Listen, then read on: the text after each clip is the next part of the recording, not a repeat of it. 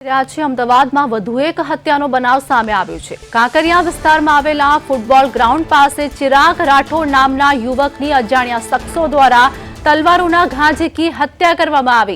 ત્યારે હત્યાની જાણ થતાં જ કાગડાપીઠ પોલીસ અને મણિનગર પોલીસ તાત્કાલિક ઘટના સ્થળે પહોંચી હતી અને હત્યાવાળા વિસ્તારને કોર્ડન કર્યો હતો।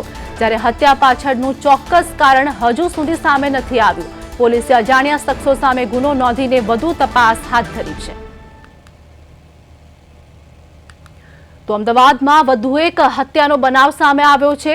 કાંકરિયા વિસ્તારની આ ઘટના જેમાં ફૂટબોલ ગ્રાઉન્ડ પાસે હત્યા થઈ હોવાનું સામે આવ્યું છે। ચિરાગ રાઠોડની તલવારોના ઘા ઝીકીને હત્યા કરવામાં આવી છે। અજાણ્યા શખ્સો દ્વારા હત્યા કરવામાં આવી છે।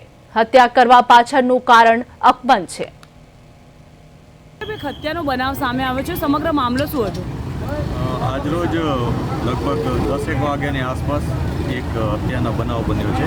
એમાં જે ડેડ બોડી છે એ ફૂટબોલ ગ્રાઉન્ડ જે કહેવાય છે કાંકરિયાની બાજુમાં ત્યાં મળી આવી છે।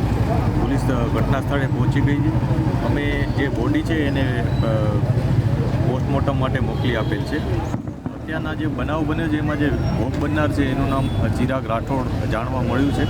હજી પ્રાઇમરી ડિટેલ્સ અત્યારે પોલીસને આટલી જ મળી છે અને આ ઘટનામાં કેટલા આરોપી હતા, કોણ હતા એની અત્યારે તપાસ ચાલુ છે। આસપાસના જે નજરે જોનાર કોઈ વ્યક્તિ હોય એને અને જે સીસીટીવી ફૂટેજીસ હોય છે એ બધાની અમે તપાસ કરી રહ્યા છીએ। જે પણ હકીકત મળશે એ મુજબ કાર્યવાહી કરવામાં આવશે।